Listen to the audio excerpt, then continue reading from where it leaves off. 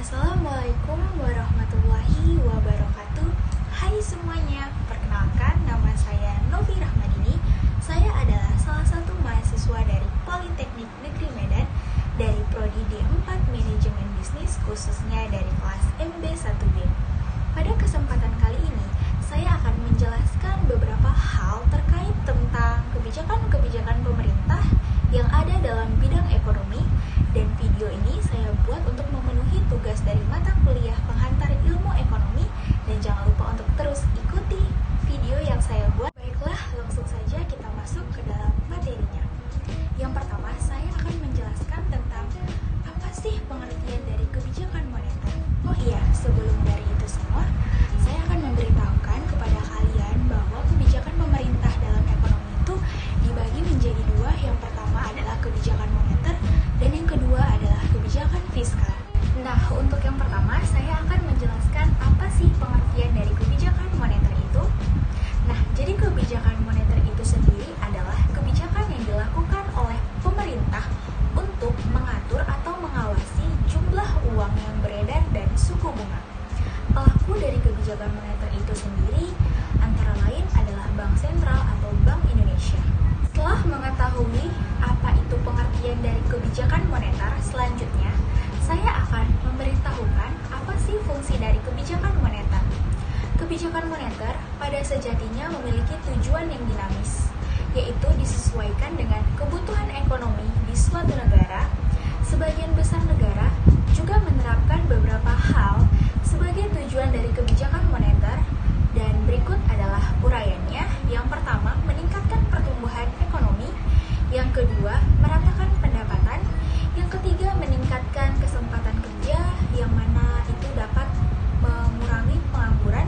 Dan yang terakhir adalah meringankan neraca pembayaran. Selanjutnya adalah jenis-jenis kebijakan moneter.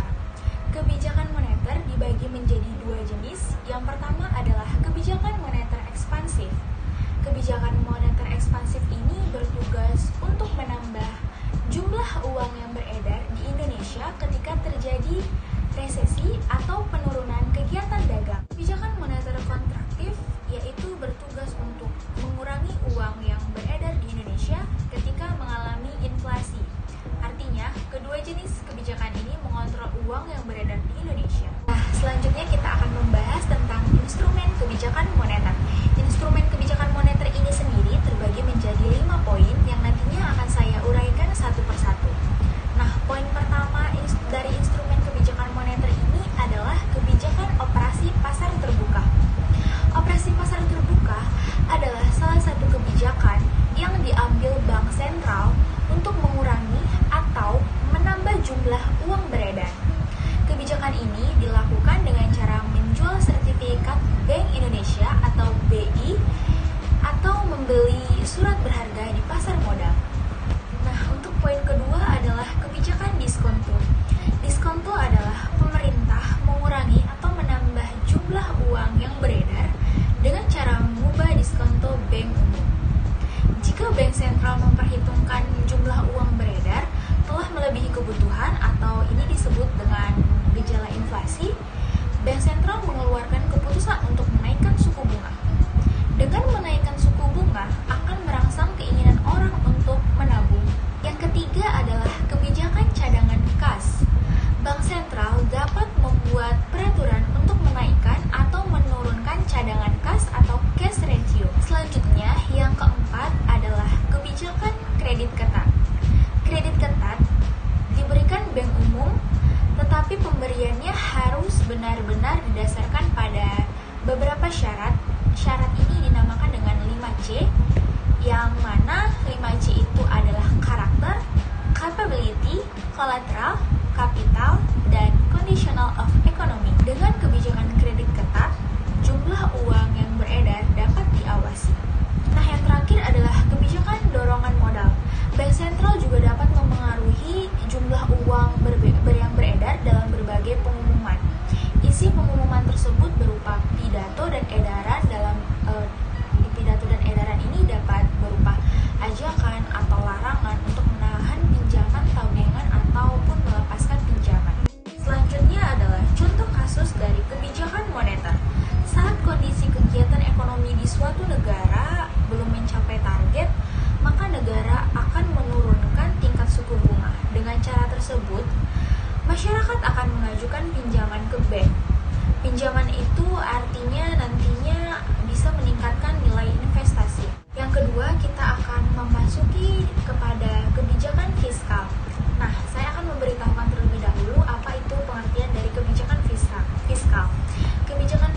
adalah kebijakan yang digunakan oleh pemerintah untuk mengelola atau mengarahkan perekonomian ke kondisi yang lebih baik atau diinginkan dengan cara mengubah-ubah penerimaan dan belanja pemerintah.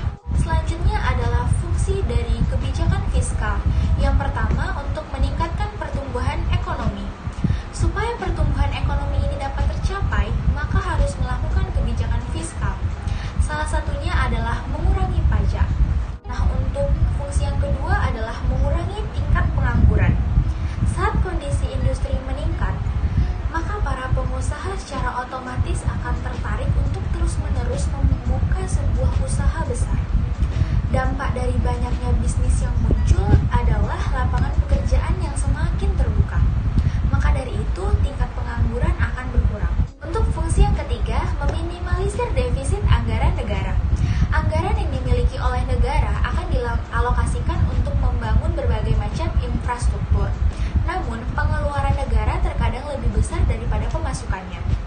Hal itu tentunya mengakibatkan utang negara kita semakin besar dan semakin meningkat. Agar defisit negara semakin berkurang, pemerintah bisa melakukan penerapan kebijakan fiskal dengan cara meningkatkan pajak. Untuk fungsi yang keempat adalah meningkatkan laju investasi.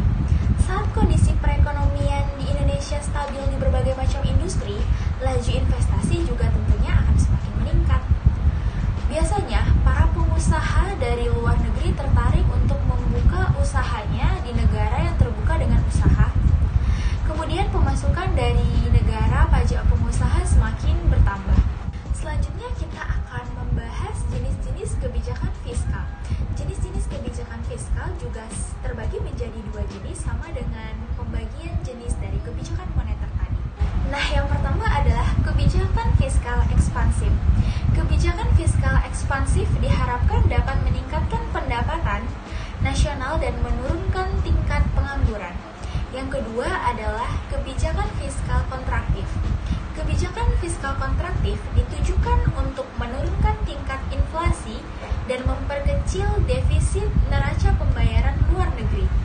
Selanjutnya kita akan membahas tentang instrumen kebijakan fiskal. Instrumen kebijakan fiskal sendiri dibagi menjadi 4 poin. Yang pertama adalah pengeluaran, pajak, anggaran, dan utang publik. Dari keempat poin tersebut, saya akan menguraikannya secara satu persatu. Yang pertama adalah pengeluaran.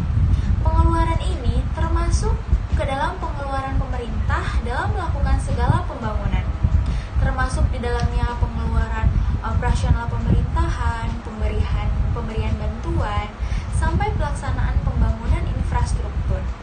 Yang kedua adalah pajak. Pajak sendiri bisa berubah-ubah sesuai dengan kondisi perekonomian negara. Yang ketiga adalah anggaran. Manajemen anggaran bisa dilakukan untuk mengatasi sejumlah permasalahan ekonomi penting seperti krisis ekonomi dan inflasi. Instrumen dari kebijakan fiskal yang terakhir adalah utang publik. Pinjaman atau pembayaran dari masyarakat kepada pemerintah bisa menjadi senjata yang ampuh untuk mengurangi atau mengatasi inflasi.